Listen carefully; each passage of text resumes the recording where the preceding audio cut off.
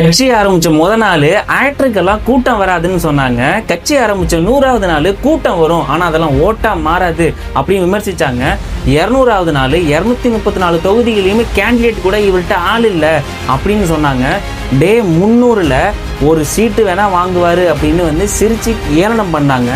400வது நாள் அதிகபட்சம் 5% மட்டும்தான் வாங்குவாருன்னு கணக்கெல்லாம் போட்டுட்டு இருந்தாங்க.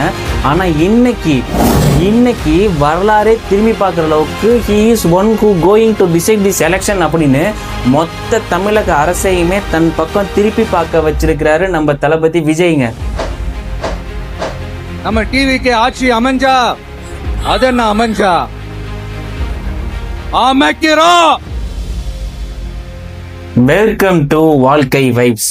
இன்னைக்கு என்ன பார்க்க போறோம்னா விஜய் டிவிக்கே வெற்றி சாதனை எப்படி இதெல்லாம் சாத்தியம் அப்படின்னு பார்க்க போறோம். விமர்சனம் செஞ்சவங்கலாம் இன்னைக்கு வாயடைச்சு போற அளவுக்கு இன்னைக்கு பெரிய ரிசல்ட்டே பயங்கரமா வந்திருக்கு. இது வெறும் வெற்றி இல்லை, ஒரு மிகப்பெரிய அரசியலோட ஒரு மாற்றம்னு சொல்லலாம். தமிழகத்தோட முக்கிய பல கோட்டைகள் அப்படின்னு சொல்லக்கூடிய இந்த திமுக கோட்டைய மற்ற கட்சிகள் வாக்கு வங்கியை தவிடுபுடி ஆக்கி இருக்காரு இன்னைக்கு விஜய். என்னெல்லாம் பண்ணியிருக்காரு அப்படின்னா, குறிப்பா இந்த இளைஞர்கள், இந்த முதல் முறையா வாக்களிப்பாங்களா ஜென்சி கிட்ஸ்ன்னு சொல்றாங்களே, அவங்கள மத்தியில தளபதியோட தாக்கம் அப்படியே ஒரு சுனாமி மாதிரியே எழுந்திருக்குன்னு கூட சொல்லாங்க. முக்கிய மாவட்டங்கள் பார்த்தீங்கன்னா இந்த சென்னையா இருக்கட்டும், கோவையா இருக்கட்டும், திருச்சி, மதுரைன்னு ஒரு பெரிய நகரங்கள்ல இருந்து இந்த கிராமப்புறங்கள் வரைக்கும் பல தொகுதிகளில் அவரோட வேட்பாளர்களை நிக்க வச்சு, அதுவும் புதுமையான வேட்பாளர்கள் நிக்க வச்சு இன்னைக்கு முன்னிலை வகிச்சிருக்காங்க அப்படின்னா அது ஒரு சாதாரணமான விஷயம்லாம் ஒன்றும் கிடையாது. ஒரு மிகப்பெரிய ரெக்கார்டை பதிச்சிருக்காரு தான் சொல்லணும். நிறைய தொகுதிகளில் பார்த்தீங்கன்னா ஒரு பலமான பழைய கட்சிகளுக்கு ஒரு டஃப் கொடுத்து இன்னைக்கு ஒரு கிங் மேக்கரா இருந்திருக்காங்க.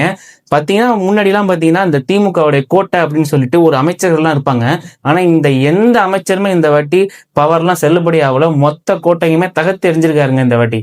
ஏண்டா இந்த விஜய தொட்டோம், ஏண்டா விஜய் கூட இருக்கிற அந்த மக்களை தொட்டோம்.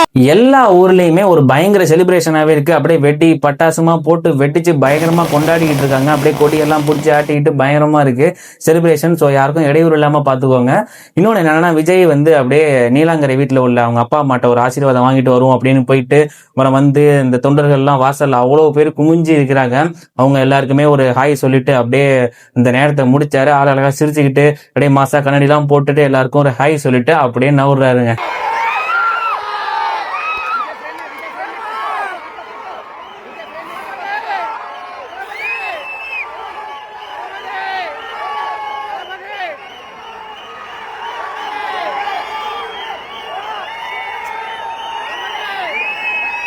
விஜய்ஸ் நெக்ஸ்ட் பிளான் என்ன அப்படின்னு பார்த்தோம் அப்படின்னா, வெற்றிக்கு அப்புறம் சும்மா இருக்காம விஜய் இப்ப என்ன பண்றாருன்னா, கிரவுண்டு இல்ல டேட்டா அனலைசிஸ் இந்த மாதிரி ஒரு பண்ணுவோம் அப்படிங்கிறதுல ஒரு பிஸியா இருக்கிறாரு. அதுக்கு முன்ன மெயின் நாள் நைட்ல இருந்து ஒரு நன்றி அறிவிப்பு மாதிரி ஒன்னு திரட்டலாம் அப்படின்னு சொல்றாங்க. வாக்களித்த மக்களுக்கு எல்லாமே ஒரு நேரடியா சென்று ஒரு நன்றி சொல்லலாம். ஒரு ரோட் ஷோ மாதிரி முன்னாடி பண்ணுவார் இல்லையா, அந்த மாதிரி ஒரு ரோட் ஷோ மாதிரி ஒரு ஆலோசித்து ஒரு அனலைஸ் பண்ணலாம் அப்படிங்கிறது மாதிரியும் ஒரு தகவல் வந்திருக்கு நமக்கு. மாவட்ட செயலாளர்கள் கூட்டம் நடத்துறாங்க.